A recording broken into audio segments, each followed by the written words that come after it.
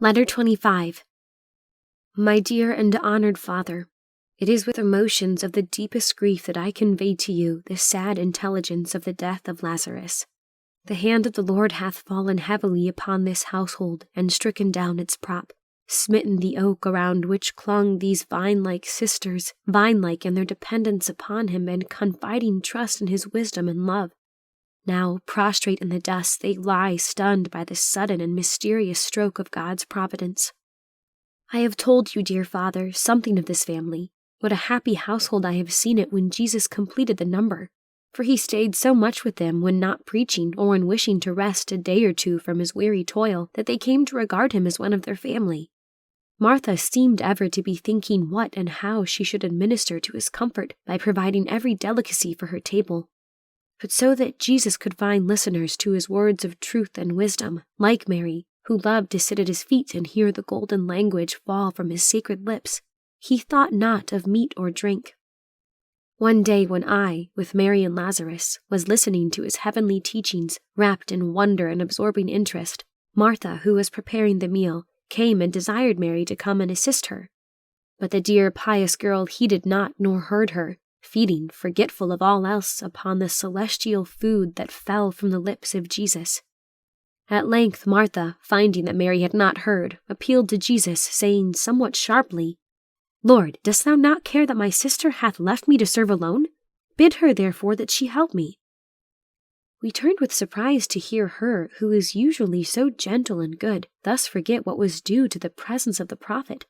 And Lazarus was about to speak and excuse his sister, who looked as if she were much worried with her domestic troubles, when Jesus said kindly to her, Martha, Martha, thou art careful and troubled about many things, but one thing is needful, and Mary hath chosen that good part, which shall not be taken away from her. While thou carest much for the wants of the body, she careth for those of the spirit. Think not, beloved Martha, of sumptuous living for me, who have no earthly goods, nor even where to lay my head.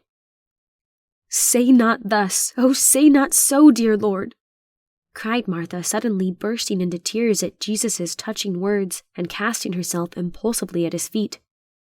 This house is thy home, ever beneath its roof, while I have one above me, shalt thou have where to lay thy head. Say not so, my Lord.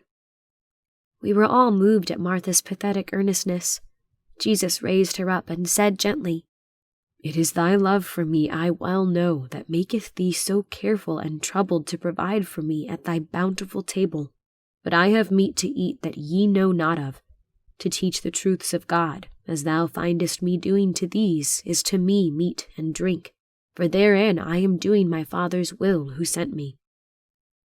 My last letter closed with informing you of the departure of the messenger to Jesus. After he had gone out of sight from the door, and the last echo of his horse's hoofs ceased to be heard by the long listening ears of his sister Martha, I re-entered the room where Lazarus lay. He was as white as marble. His large black eyes seemed to be twice their usual size and brilliancy. He breathed with difficulty, and every few moments he would be compelled to have his head raised in order to free his mouth from the welling blood that was constantly bubbling up from the broken fountains of his life. Mary's tender privilege it was, assisted by Rachel, to render him this service of love. As she bent over him, looking downward with anxious fondness into his pale, intellectual face, watching every shadow of the change that the sable wing of advancing death cast over it, I thought I had never gazed on a more lovely being. I forgot for the moment the dying young man about whose form her snow-white arms were entwined, his head reclining upon her bosom, her raven tresses, bronzed with a changing light, all unbound and floating above him and over his pillow, like a rich veil interwoven of sable silken floss and threads of gold. I commence this letter by informing you of the departure of the good and generous and pious Lazarus. He fell asleep in death as an infant sinks to slumber in its mother's arms. All too late was Jesus sent for. Tomorrow his burial will take place. Alas, how suddenly has perished the noblest young man in Judea. Farewell, dear Father. My heart is full. I can now write no more. The God of Abraham preserve you in your journey and bring you in safety to the embraces of your loving daughter, Adina.